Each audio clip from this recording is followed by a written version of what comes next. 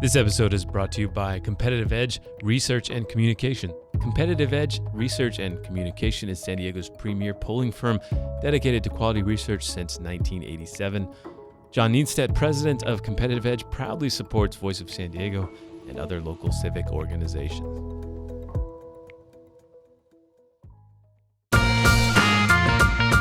Welcome to the Voice of San Diego podcast, where we make sense of local politics, schools, housing, public safety, the civic issues that impact the life of a San Diego resident. We break it down so you can understand it and make educated decisions. Everything that goes into our investigative reporting, the journalists, public records requests, the data crunching, and this very show depends on the support of people like you because we're a nonprofit news organization. Enjoy the show. Welcome to those of you listening on News Radio 600 Kogo. My name is Scott Lewis, and I'm here with my friend, Andrew Keatts. What's up, my man? What's up, brother? Not a lot. Yeah, so I did get back from Germany. Yes. It was an amazing trip. I was very fortunate. It was a long trip. It's very long to go to a secondary city in Europe from San Diego. It takes a while. I noticed that, like, if you're going to Asia, you're going to Africa, like, you gird yourself, you prepare yourself for the fact that you're gonna be a little bit out of sorts when you get there. It's gonna shake you culturally because it's gonna be so different. And I always manage to convince myself when I'm going to Europe, like, well, this will be easy. Like, virtually everyone will speak English, and as long as I'm polite, I can make my way through things.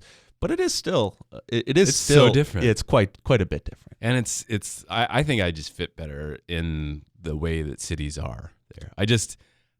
I don't know what it is. I'm just really attracted to the way people live there. So I'm in Germany, and I'm at a conference of journalists, and they've invited me to present and paid for it. It was fun, wonderful.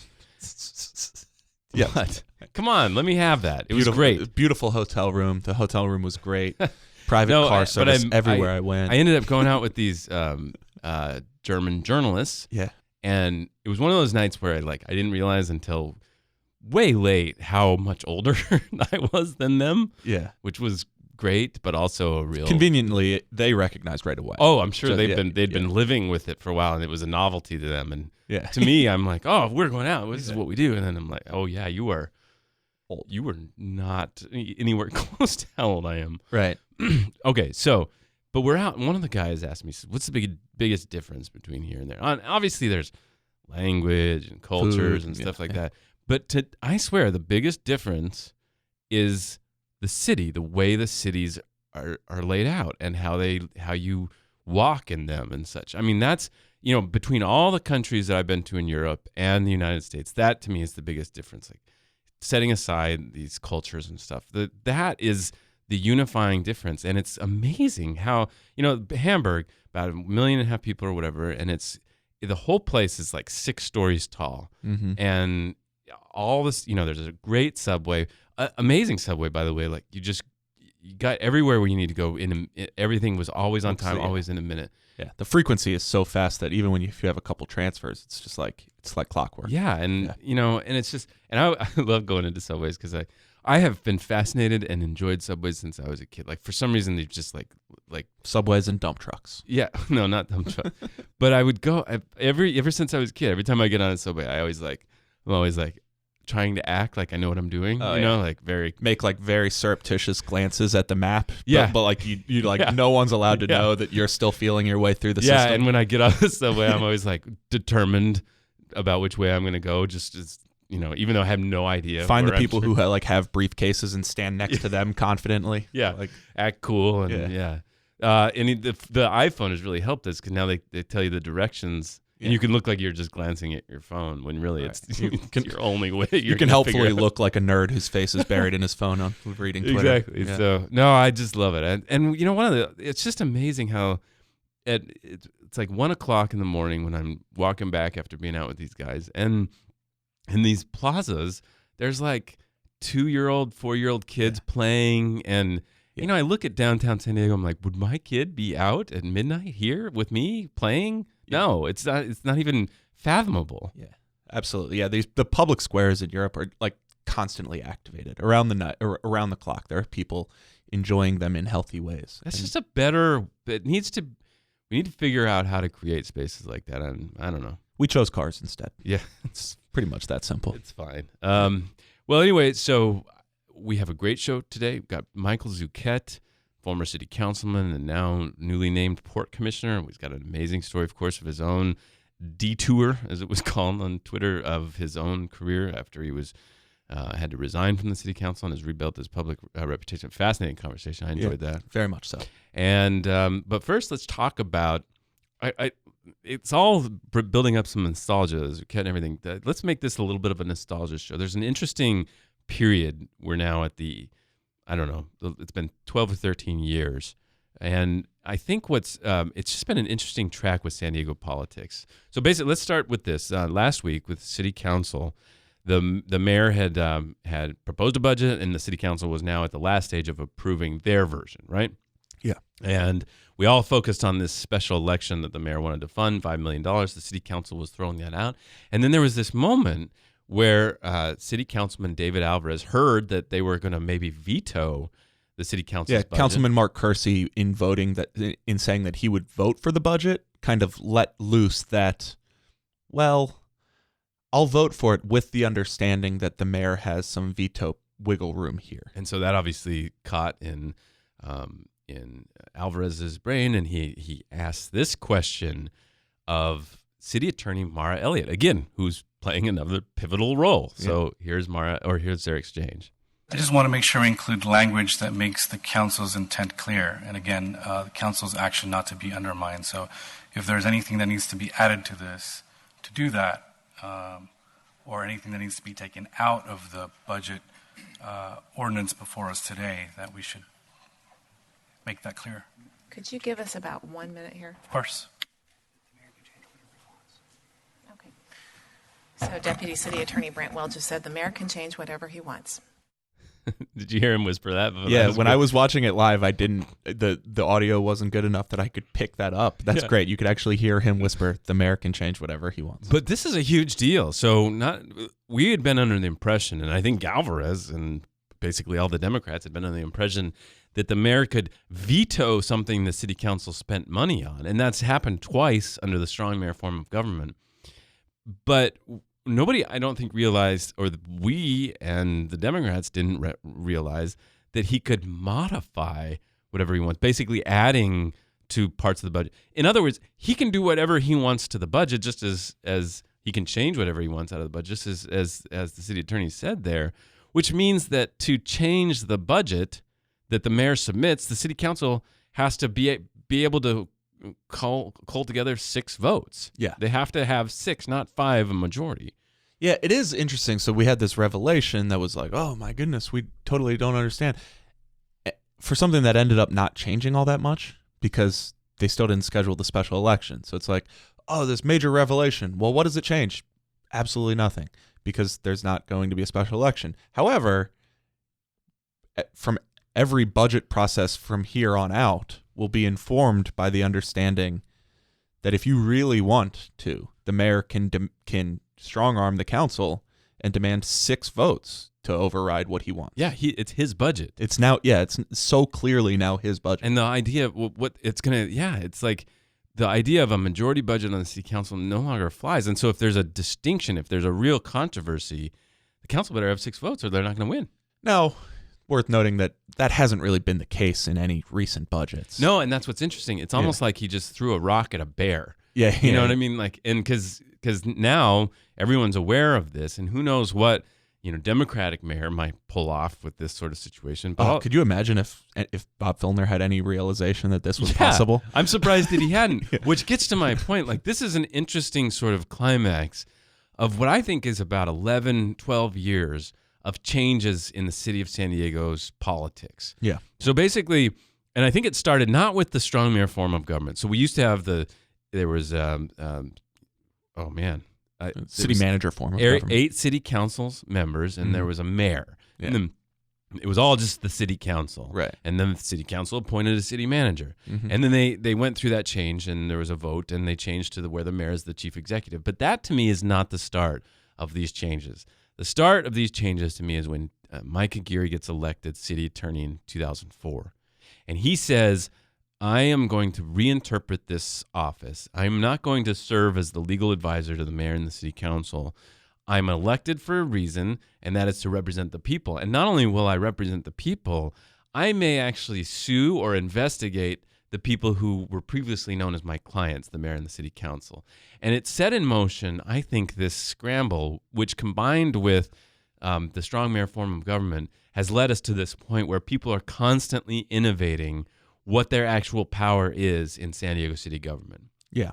And so with one other brief interlude in this was Mayor Filner recognizing these kind of hidden powers he had, that there were these little choke points that everyone had always treated as administrative, such as like down to like signing contracts. Yeah, and all these things that come across his desk and they're like, you need to sign it. And he's like, well, why? What happens if I don't? Yeah. And using, like, withholding that signature as a final negotiating point.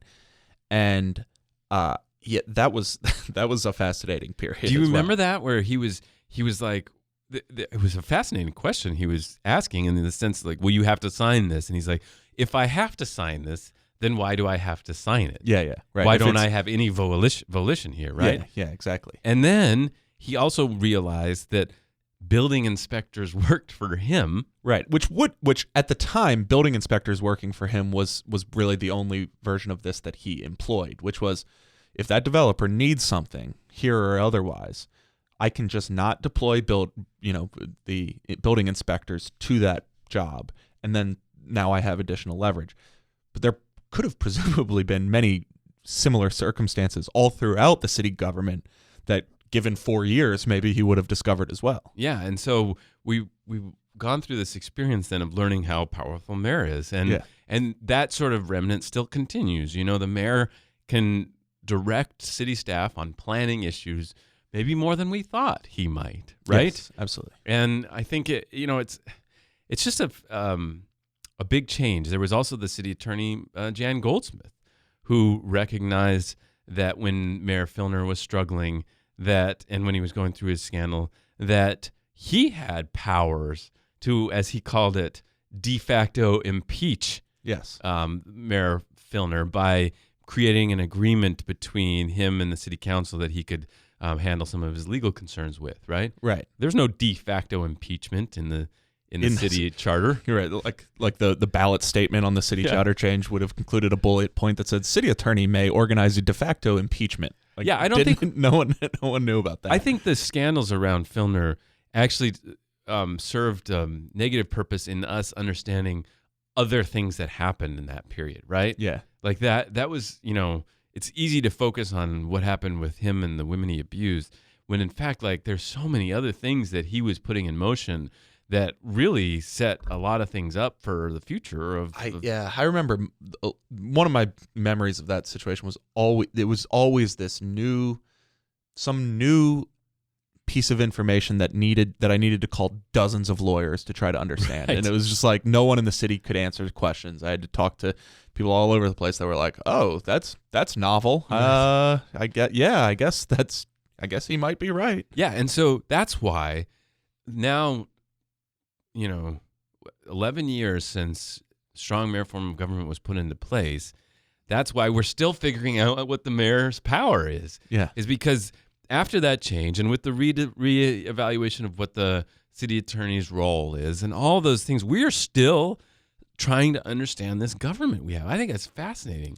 Yeah. And I mean, you could make the case that it's still becoming more of what its essence was intended to be, which is something that mimics what you see in state and federal governments more often, which is, not only a strong executive branch, but also a strong legislative branch, and that these like really competing power centers. Yeah. That if we didn't understand the particulars of how that worked out on the ballot, that was generally the idea, that there should be this strong competition between these different branches. And we do have that now. Right. I think this change and this evolution is also tracked with a more clear partisan check and balance on the city council and in the mayor's office. So do you think they are related, or they just happen to have happened at the same time? I don't know. I don't know how they're related, but they did happen at the same time. Yeah. So we talked to Michael Zucchet. He was elected in 2002 as a city council member, and there was this like two sitting Republican councilmen endorsed him in his run for city council against Kevin Faulconer, who was running as a Republican. Like just think about that right now, that like a D2 race would come up in a couple of years and Scott Sherman and Mark Kersey would endorse the Democrat. Yeah. It would not happen, right? And Donna Fry got a lot of support from fiscal conservatives who recognized her championing of the pension crisis. Yeah. There was it was the unions were like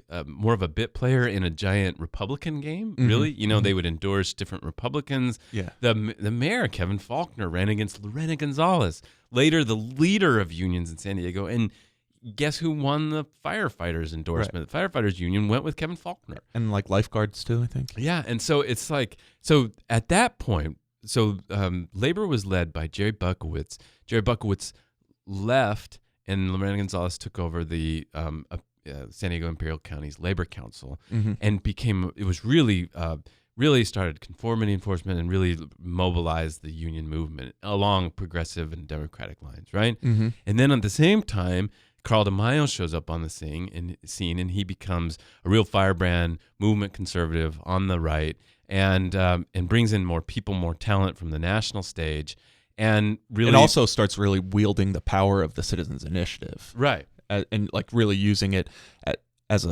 his own political stepping stone, but also to enact policy victories that this movement he was creating cared about. Yeah, and so now we've got to the point where, it's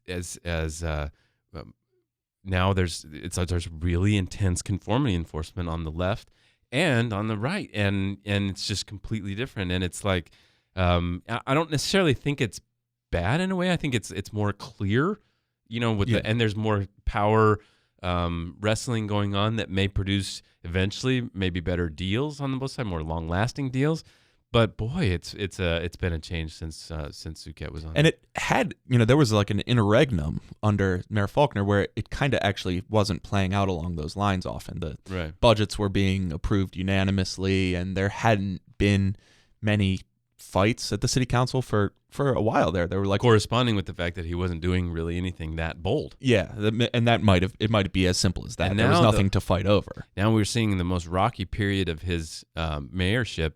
And just today we learned his chief of staff has picked up a new job. He's going to be working for, this is Stephen Pitts. He's going to be working for a national consulting firm working on Senate races and stuff. Yeah, so now, you had a story about this change at the top of the mayor's administration, which is certainly interesting. And they mentioned very clearly that he got another job and he's being replaced because he's moving on. Impossible not to recognize the timing of this, that the mayor really went all in for the first time over the last 6 months on this special election for two reasons: the TOT increase for convention center homelessness, and then also this SoccerCity plan. Like the fact that did not happen and worked out and failed pretty spectacularly, happening the same week of this change, is hard not to recognize. It's context that they can't avoid. Even if this has been planned for months, it's context that certainly, if I left in the middle of a huge firestorm about, some things that we were trying to do here, I'm sure people would try to put those things together. But yes, they're saying he'd been planning this for a while. The mayor asked him to stay until the end, but he's bringing in a new person, Amy Fawcett, who represents kind of that older style of San Diego. So Pitts comes in and works with Carl DeMaio and some of that movement conservative and Republican Party, energy. Yeah. And Amy Fawcett definitely represents the more old style San Diego Republican and super insidery, super deal making. Yeah, style. very much more similar to like when Jerry Sanders, who now runs the Chamber of Commerce that Amy Fawcett is leaving, was mayor and had has his chief of staff Chris Michelle, who now runs the Downtown Partnership. That entrenched group. Really. So we'll see if she tries to get the convention center back on track for 2018. It is interesting that back in 2012 when the convention center was last around, they had managed to agree to a PLA. Now, maybe later labor had different requests this time around their PLA, so I don't want to make it seem like there's a one-to-one comparison. But 4 years ago, when Sanders was in charge, this convention center situation had managed to get labor on board by the end. Yeah. By the end. Exactly. And so you have to wonder if the mayor assumes that PLA is going to be done. If the mayor's assuming that unions are going to get what they want out of this, then why couldn't they get that done? And that seems like a procedural fail. Yeah, it does. It just feels like it. Right. And so maybe it's not, but we'll see how that goes. It seems like something they could have gotten through. That also brings up one last point on SoccerCity. Yes. So it's hanging by a thread. There's a meeting Monday to discuss when it could be on a ballot. They've said if it doesn't happen this year, it's basically dead. We'll see if that's true. Yeah, they're in kind of a lose-lose situation, because if they go to the MLS Soccer League and say, please give us another year, and they win that, then everybody here will say, well, you lied to us. Yeah, what was all those false urgency? Yeah, they're in the situation where they're hoping to be made to look like public liars. because that keeps them alive at the very least. But it's really, looking back, reflecting on that, a really interesting alliance between labor and Republican mega donors. Yeah, kind of conspiring really to crush this thing, and not conspiring in a dark broom way. Just working together. These things might be happening independently and on parallel tracks, but the end result is the same. They really took on. There's definitely an air about this SoccerCity going down that is basically like, they're not part of San Diego. They haven't paid their dues, and that's why they're not going to get what they wanted. Yes. So fascinating. Stay tuned. We're going to do our hero and goat in the podcast portion of that. If you're listening on the radio, you can get our podcast on your favorite podcast app.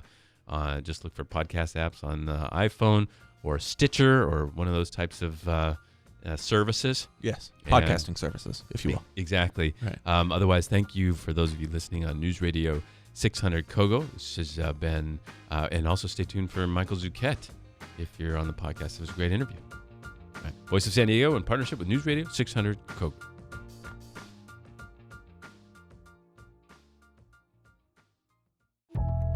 A Museum of Photographic Arts membership is not just free admission.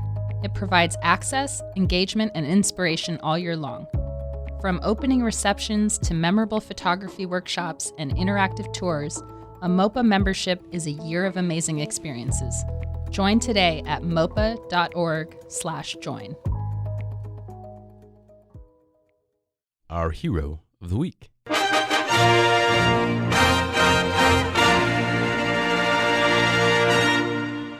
This goes to Assemblyman Todd Gloria and the state legislature, which in their budget deal last night, we learned had dramatically increased the available funding for homeless youth. Nearly a third of the nation's homeless youth live in California, but until recently, there was just $1.1 million annually spent on addressing the problem. San Diego County only got like $180,000 a year from that. So this, Todd Gloria is over the long term pursuing a bill that would increase that to $15 million. In the meantime, this budget deal included $10 million overall, of which we think we're going to get about $2.5 million. So talking considerable increases in the amount of local funding available to deal with homeless youth. Mm-hmm. Our goat of the week. You lose!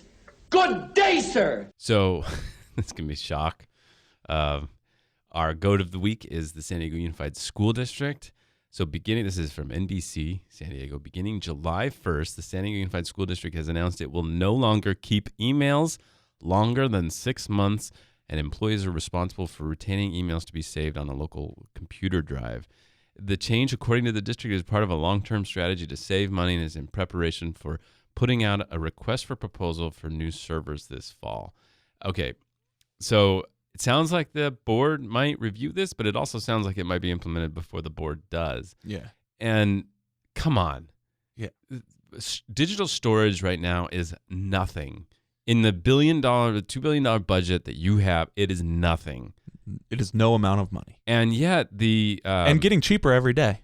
And, you cannot use the cost excuse. Yeah. If you want to get rid of records that people like us could use to figure out the crazy decisions you're making and what went behind them. Which, by the way, like, most people are smart enough not to put things in writing, but the number of big stories that have happened entirely because of emails that were older than 6 months, and therefore the amount of information that the public has received about ongoings at various agencies entirely because emails were required to be kept for longer than 6 months is immense. It's immense. It shed an important, incredible light on what that school trustee Marty Foster was doing to pressure, some of the principals in her kids' school, and administrators, and just those kinds of stories.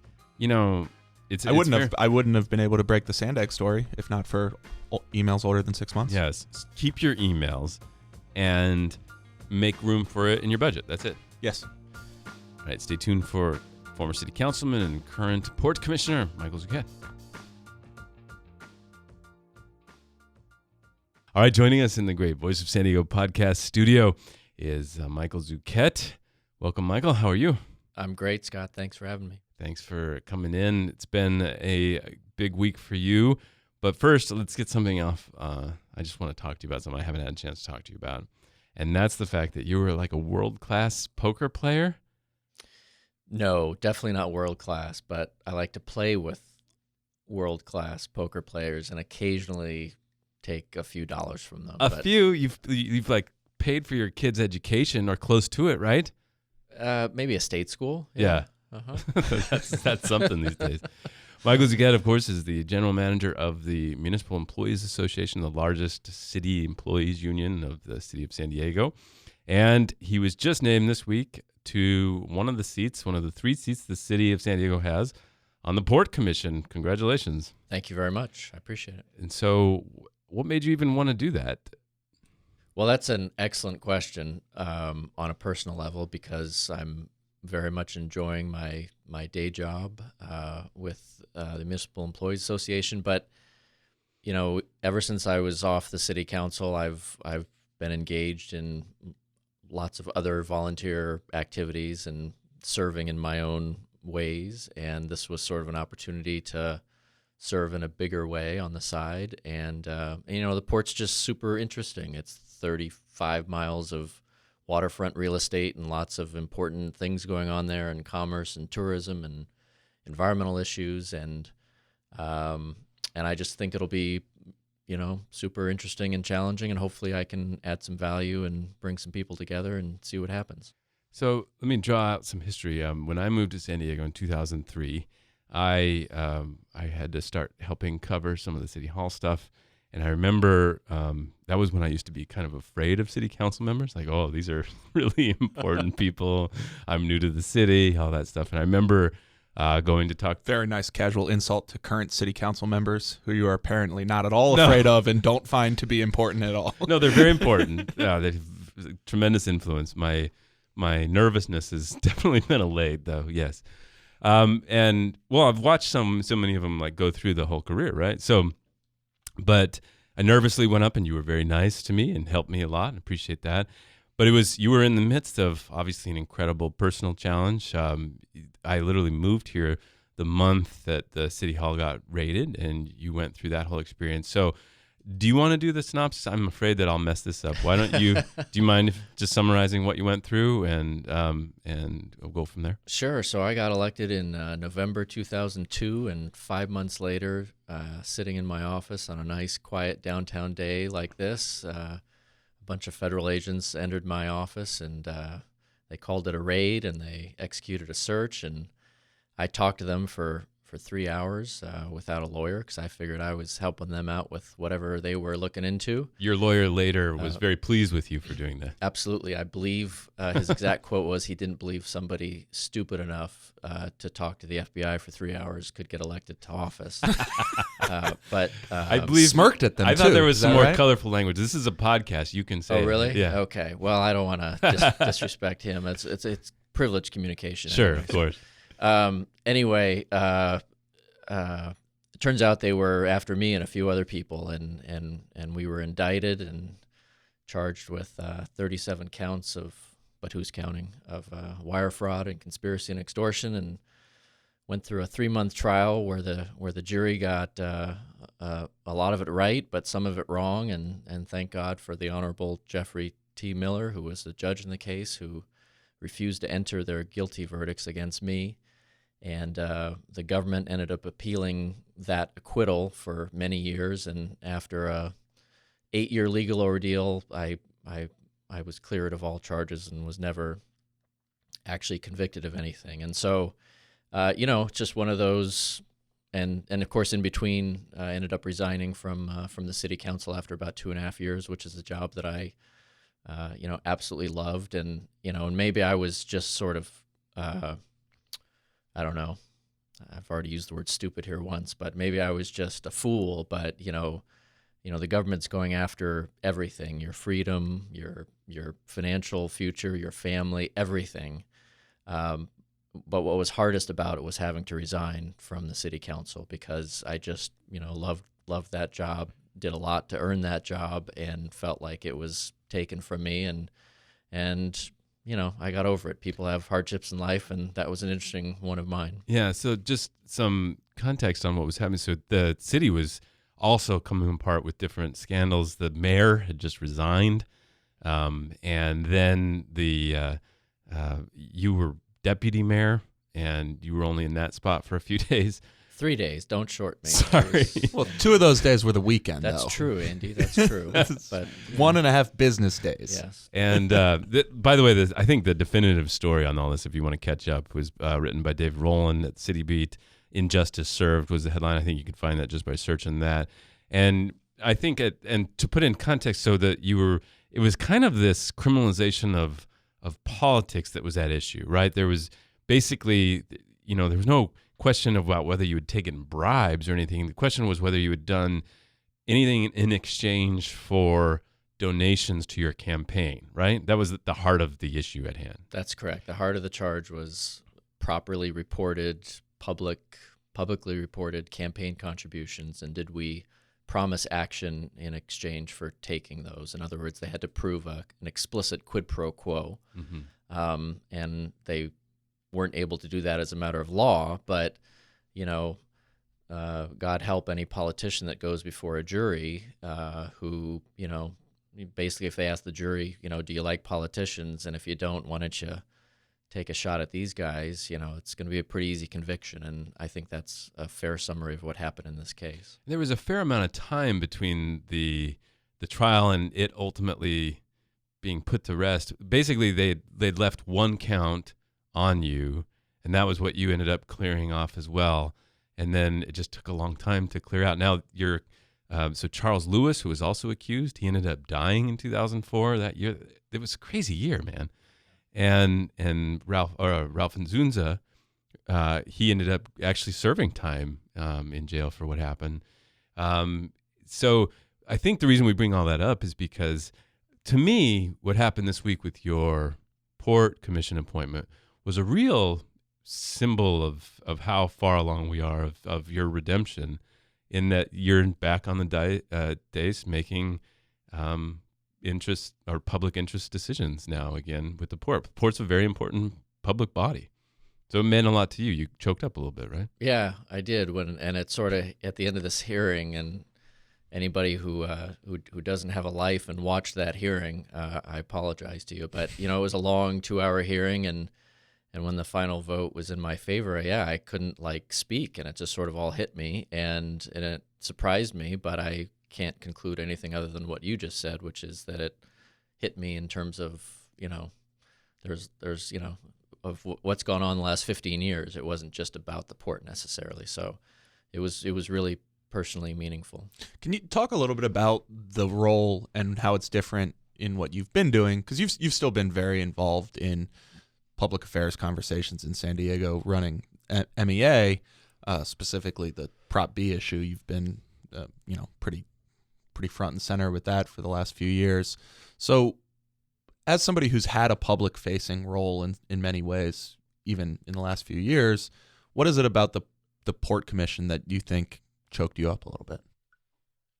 Well, I think it's significant, and not to be corny, because I ain't running for office or anything like that. But I was born and raised here. I'm a third generation San Diegan, and I have always had a real passion for local activism. I tried the Washington D.C. thing with fancier job titles and federal agencies, but it was really unsatisfying. And when I came to City Hall, it was stop signs and potholes and local land use, and I just love the local, quote unquote, small stuff where you make an impact. And I feel like the port, like we were talking about, it's just a very meaningful interface of some really important real estate in San Diego, and helps, shape what's going on here. So it's just, it's an honor to be a part of it. And since I am free in terms of I'm not running for office, I'm just trying to do good. Not to sound like a total fool, but so and so I'm just gonna be excited to take my my core beliefs and passions there and try and apply them and try and do well. And I'm just I'm excited for the opportunity. So the port is basically the landlord of this area that connects any of the tidelands around the bay. So it touches all these cities from Imperial Beach to Coronado to San Diego.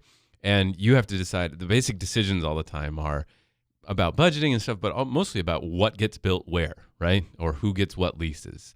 And so when you say you want to do well, you want to do good for San Diego, what does that look like when you make, landlord type decisions? Yeah, it's a good question. So the Port Act, which sort of created the port and tried to create sort of one agency or organization to sort of cover all the planning that you just talked about, because it spans 5 cities and it's a lot of different interests.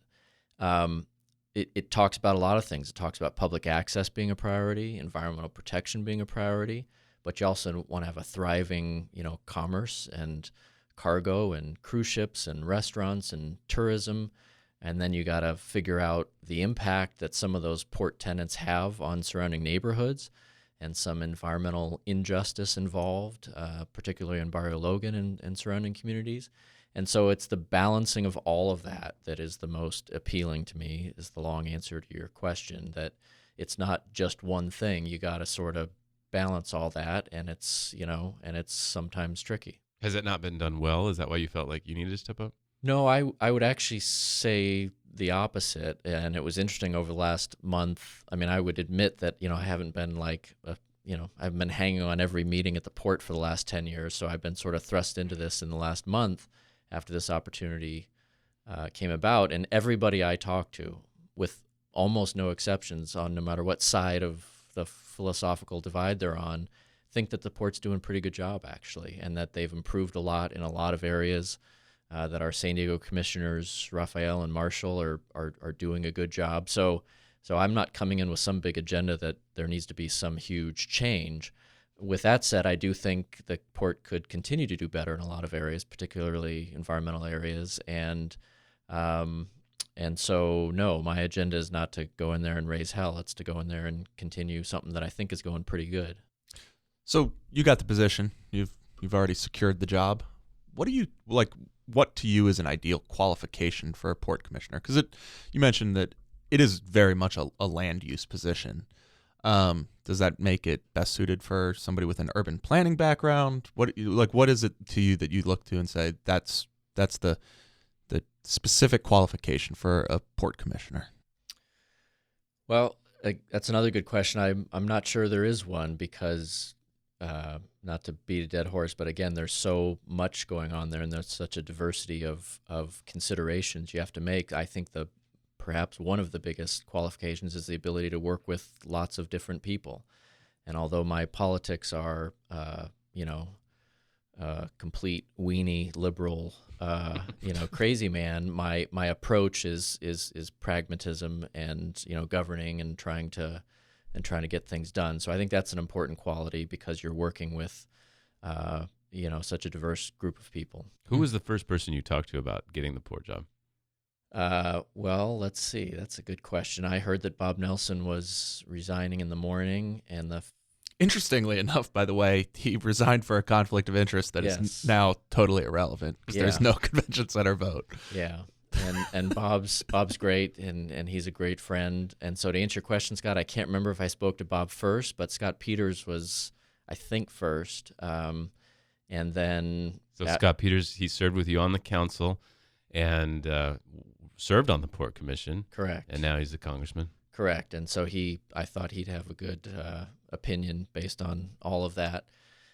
Spoke with Bob Nelson, then spoke with a few other people, and then I started calling city council members, and the response back was sort of overwhelming, which is that counting Bob, there were 6 men and 1 woman on the port, and they valued gender diversity. And I'm a good liberal, as I just said, so I do too. And so I sort of backed off a little bit, frankly, at first, because I didn't realize the gender makeup of the port, and but let them know that if there wasn't a consensus candidate out there, I was still here, and that's sort of what happened over a couple of weeks. Mm-hmm. Mm-hmm. So I'm going to go back a little bit and just get back into this process since your detour, as somebody called it. What has been the process of you rebuilding your life here, and your career, and now to this point? What were the first things you had to tie up, and how did it keep going? I remember we had to wrestle with just how we described it for so long, and getting past that, and getting past the public stories, and then getting into your own rebuilding your career now at MEA and now here. What did you have to do first, and how did it go? Well, this podcast probably isn't long enough, although, but I mean, just really briefly, first it was, it was just fighting like hell for 2.5 years. And when that jury verdict came back, it was so utterly devastating. And my wife and I talked about, like moving, not fleeing justice or anything, yeah.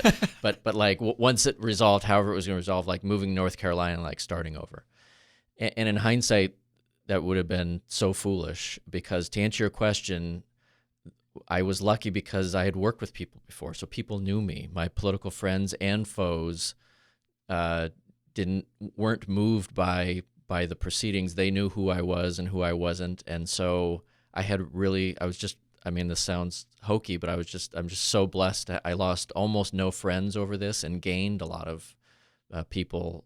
One of them, for example, side. The mayor, Kevin Faulconer. You would run against him in 2002. Exactly right. You'd beat him. You were rivals. It was a tough race, too. It was, at the time, the most expensive race. It was a brutal race. And the day after the raid, he was getting all kinds of pressure to go to the recall, press conference and say this and say that.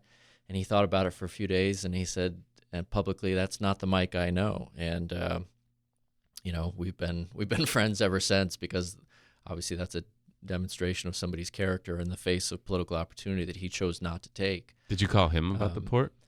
I did. In fact, I learned about it from him. I was in a meeting in his office, and it was 10:30 in the morning, and he informed me that Bob Nelson had just announced he was resigning an hour earlier. So that's where I found out about it from. But anyway, back to your question. So it just, it's just been quite a process. But the basics were that people knew me. And just a side story. Going to North Carolina, they don't know you, so how do you find out about somebody these days? You Google them. Yeah. You Google me, and it's like you want to stay 100 miles away from me. I have some of my kids' friends, Google me every once in a while, or come across me or whatever, and they come to my kid at school and they say, "Holy shit, I Googled your dad yesterday. He's got his own Wikipedia page, and he almost went to jail." And it's like gnarly. But then those of us who have been here for 20 years, It's like, oh yeah, that was that. So so because I'm here and because people know me, that part of the process, thankfully, has been. What was your first job again after that all? I went to the Michael Shames hired me. That's the right. Utility Consumers Action Network, and that's a really good story. God bless Saul Price. The day after the verdict, he called me in and said, "What do you need?" And I said, "Well, I got a 7-figure attorney bill, and I'm unemployed." And he was willing to help with both, and he wanted me to go to work for a nonprofit, and we found a number of nonprofits that I was interested in. And they, all of them, 3 of them had a board member who, when they heard about it, said, "No effing way." And and that was depressing. Here's an amazing philanthropist who wants to help me and fund a job with a local nonprofit, and nobody would do it. And Michael Shames did it, and Michael took some guff for it for sure. And I ended up only working there for 6 months, but I think of Michael Shames very fondly ever since, and it was a great opportunity. So Saul Price, the founder of Price Club, I only interacted with him twice. He was tough. He was very tough. It was very tough, but he went through some really hard times in his life, including with a district attorney up in Los Angeles, I believe, and there was some lots of stuff going on. So he not only, of course, was an amazing person, an salt of the earth guy, but he had a little experience in this wrongful prosecution arena, and he was just amazing. And then you went from Shames to what? I went to work for a real estate developer, right. Peter Janopol, who had rehabbed the El Cortez Hotel, and my goal was to get back at the world by making $1 bazillion. Mm-hmm. And I loved Peter, and I feel the same way about him as I do lots of other people who've given me a chance, but I also realized that I didn't want to make $1 bazillion. I still wanted to do something that I cared about, and real estate development. And poker. Well, poker's a passion, but and so through Peter, I started doing other consulting that led me to MEA, and here we are. Aren't you you're a pretty good golfer too, right? I was an aspiring golfer before I was an aspiring politician. Played against Mickelson. I should have stuck with golf, I guess. But a member of the Torrey Pines Men's Club, right? That's true. Yeah, I did play with Phil back in the day. We were the same high school, not the same school, but the same age in high school. And La Jolla High, where I went, and University High, where he went, were quite the rivals. How'd you tend to do against Lefty? He was. I think what a lot of even scratch golfers don't realize is how many levels higher professional golfers are. And so same thing. I was pretty good in high school, but Lefty was 15 shots better than me. And we played a 36-hole qualifier out at Singing Hills, I remember, for some junior or something, and he and his caddy, all they did all day was gamble as to how much he could basically play trick shots, and could he land it on this side of the green and spin it all the way over the other side. And he was the medalist and shot 69, 70, just literally screwing around all day. Wow. And of course I grinded it out and played great and shot 77, 75, and it was completely different universes. Yeah, Andy, your bougie side is really coming out right now. Sorry, I enjoy it when it does come out. It's good. Jeez, you hate that so much, huh? You've got a way about just driving me off the wall, man. So you run an MEA. MEA is the largest city employees union. You were right in the middle of all that pension reform stuff. Recent news, you lost the case. This was a case you pursued for, 6 years? That's 5.5 years. So the case was contending that the pension reform plan of 2012, which put all new employees on a defined contribution 401k style plan and capped city employees' pensions for several years, or capped the salaries that contributed to them, that the case contended that was immoral or sort of illegally put in place, that the mayor at the time should have talked to you guys, and that's a rule, city law or state law, and he should have talked to you guys and you might have been able to work something out and didn't need to go to this ballot, all that stuff, right? That the judge decided that was a technicality that didn't matter. What was it? Well, first we won the case at the administrative level, and they ruled that that's right. The mayor and the city violated state bargaining law in the way they put that on the ballot. The appellate court basically said, well, no, this is such a unique circumstance, and it really was a citizens initiative, not a city initiative, so therefore that line of reasoning sort of doesn't apply. We're appealing that ruling to the California Supreme Court. We'll know this summer whether or not they choose to hear it. If they choose to hear it, then obviously game on, and if they choose not to hear it, the case will be over. But we believe because this implicates the state bargaining law, which has been ruled in one way for the last 50 years, and this is sort of an outlier from it, that the Supreme Court will be interested to hear it. Yeah, so I think what people miss in this discussion, a lot of people brush this off and say, "What? Look, we voted for this. Why does this matter? This is a technicality." And I think your point in response to that is something along the lines of, you don't know what we could have worked out had you actually followed the law and come and talk to us. And I reflect back on when that issue was bubbling up and I talked to you, and you weren't necessarily opposed to the level of pensions that were being described. What do you think might have happened in some alternate reality where the politics were a little different? Well, you've said it well. I mean, the guts of state bargaining law is that you got to talk to people who you're about to affect in public employees. It doesn't mean that public employees have veto power over whatever you do. You just and through conversation, functional, good faith exchange of ideas, amazing things happen. Just like it did in 2009 when the same Mayor Sanders, came to us and we agreed, MEA did, to a second-tier pension that reduced costs significantly and changed the formula. It was still a defined benefit pension, but it was a much less expensive pension.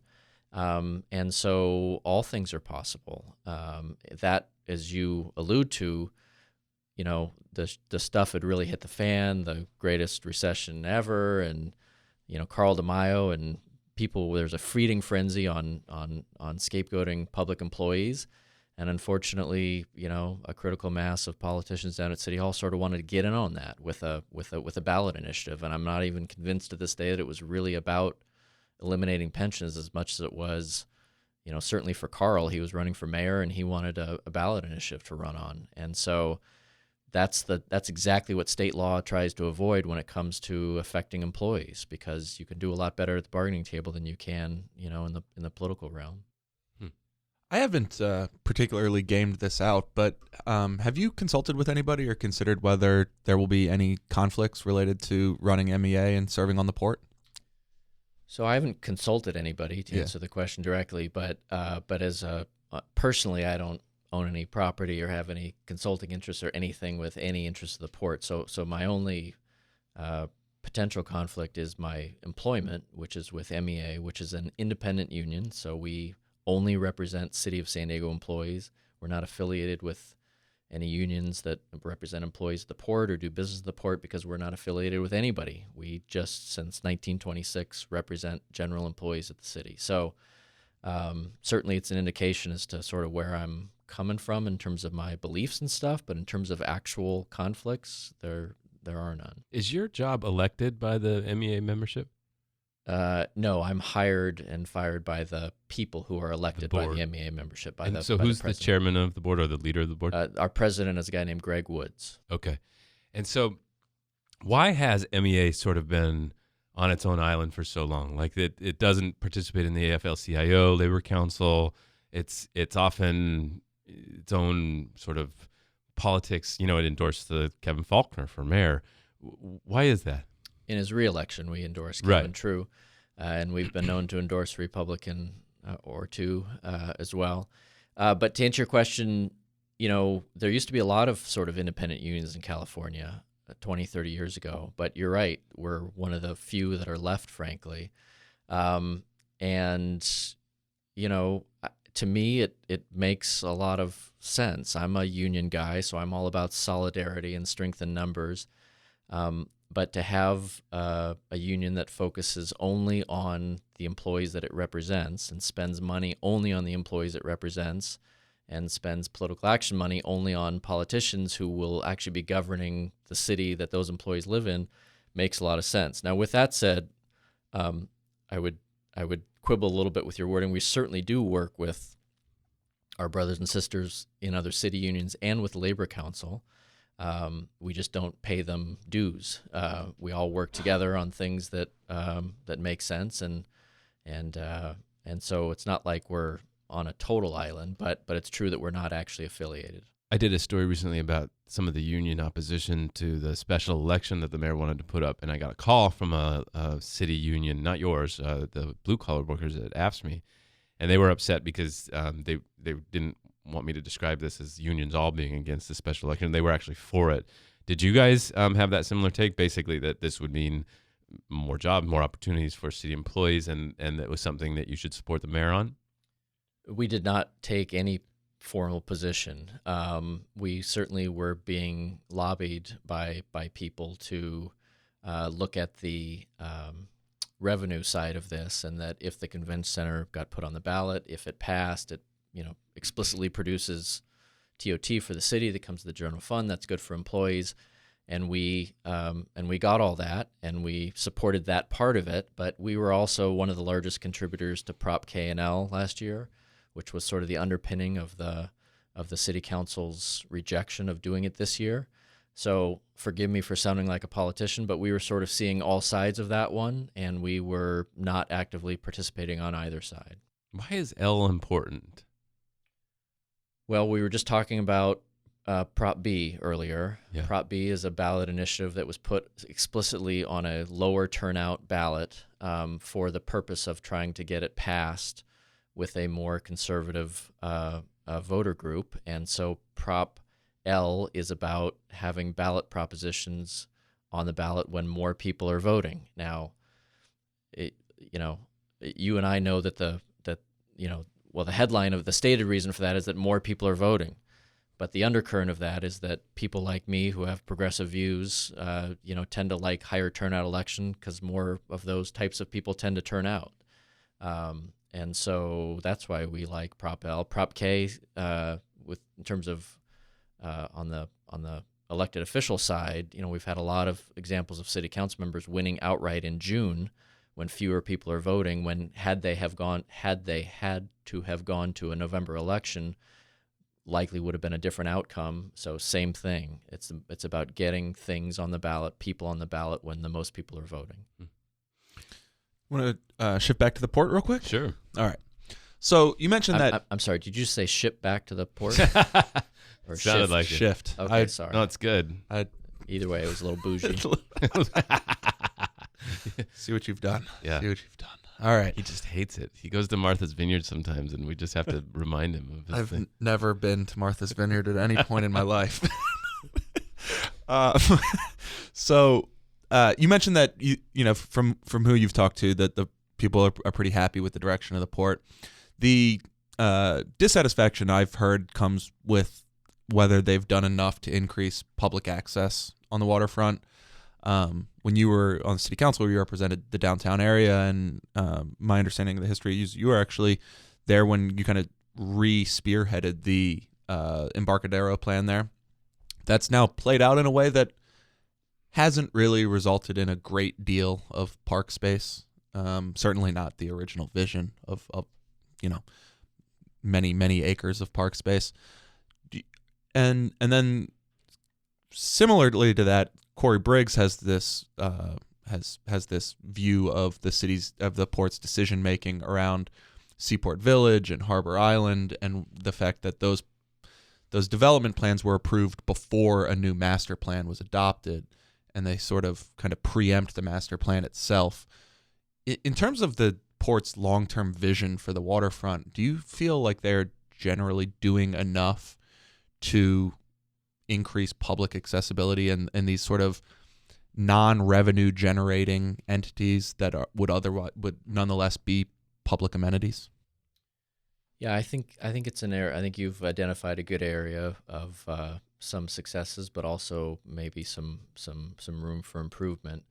I don't disagree with sort of the premise of anything that you just said.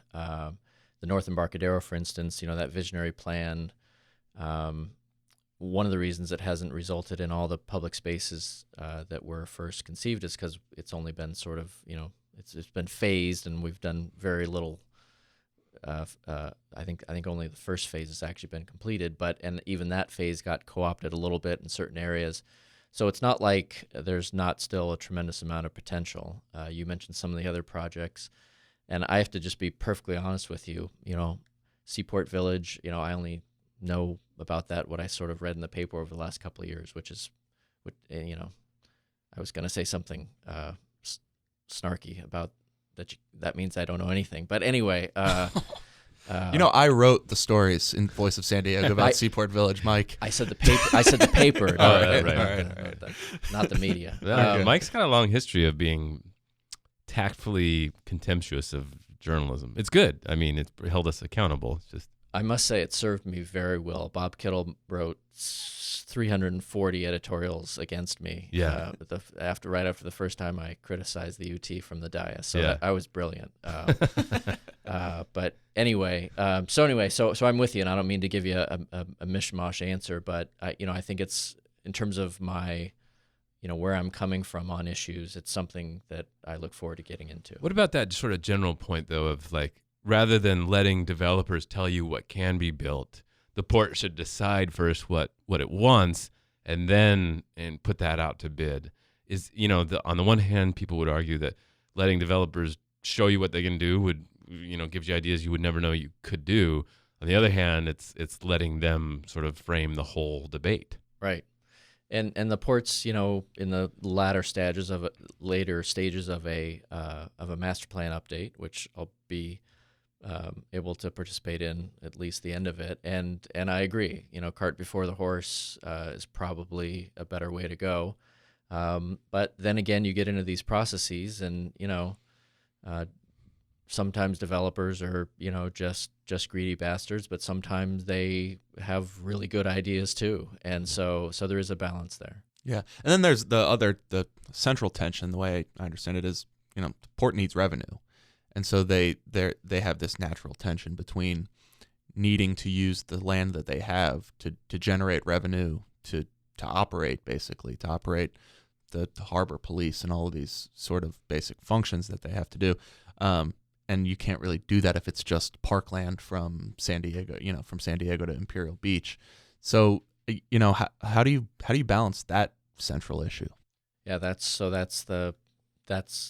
the service on the port board right there. We have 800 and some port tenants who are doing a business on the port. And again, that ranges from, huge ones to little mom and pop, bait shops. And so, and some of those businesses have big impacts on the port's bottom line.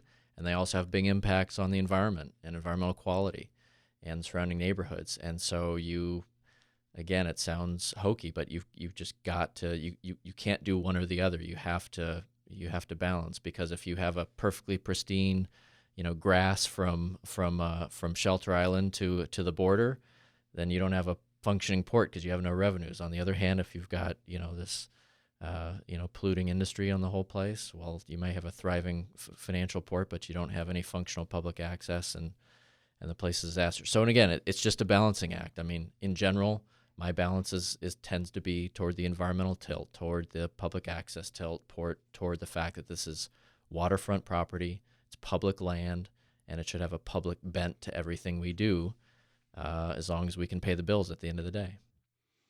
Well, Michael Zucchet, one last question. So you went through this whole process. You were just telling me how the baby that was on stage with you way back when all this stuff was going down is now in middle school, you said? She's going to be in high school after tomorrow. She promotes from middle school tomorrow. That just blows my mind. So is she going to Pomona High? Or? High Tech. Oh, right. So what did you learn through that whole process? Is, from the way you were then till now, what can you teach us? Whew. You can't go through something like this and not learn just a ton about yourself, about your family, about your friends, and so about the criminal justice system. So I guess if I had to preach, as you're inviting me to do, I would just say that anybody who hasn't been through this, like me, thinks that where there's smoke, there's fire with law enforcement and with prosecutions, and tragically that is simply not the case, and it happens at a much higher percentage than people think. And here I am. I was factually innocent. I'm a privileged white guy who had the best criminal defense attorneys around, and I escaped, by the hair of my chinny chin chin, only because of a courageous federal judge who did the right thing. I mean, think of everybody else who's in these situations. They don't have a chance. Well, you minimized it too. Wasn't there a moment when your friend had to tell you, like, you need to take this seriously. You need to go get a lawyer. Do you think your privilege actually hurt you in that moment? There's like, how could this be possibly happening to me? No, it wasn't the privilege part, or this couldn't happen to me. I just think, like most Americans think, if you've done nothing wrong, this is America, so nothing's going to happen to you. And and you're alluding to the story of my friend Sean Hecker, who's a federal defender in New York, and he saw that I was still talking to the media the night of the raid, and he called me and he said, "I'm never going to speak to you again if you don't go hire a lawyer right now." And I said to him, "But Sean, I haven't done anything wrong." And he said, "You're just such a fool. You just don't get it." And it wasn't that it wasn't like a privilege thing, like this can't happen to me. It's that it doesn't happen to innocent people in America. I was just so naive. And I even friends who I tell who know this story, politician friends, they'll say things to me on a telephone, and I'm thinking to myself, if this was on a recording, like people still just don't get it. Like, it's just, anyway, I don't know. It's an amazing country and incredible justice and all that stuff, but when you see people going through it, when you serve on a jury, take the presumption of innocence seriously, and I certainly will if they ever let me on a jury. But so far, I can never get on a jury, since I don't know why that is, but the prosecution always throws me out. So, All right, Michael Zucchet, thanks for your time. Thank you very much, Scott and Andy. I appreciate it.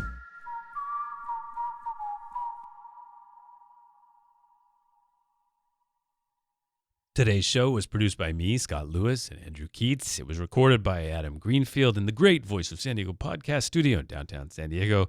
And that's where we also produce Good Schools for All and Kinsey Moreland's Culture Cast. Thank you also to our partners at AM 600 Kogo. We get it. Being a parent keeps you busy. But we also know how important it is to be in the loop about your child's education. Listen to Good Schools for All, where we break down issues like early education, project-based learning, and more. Search iTunes, Good Schools for All, and subscribe.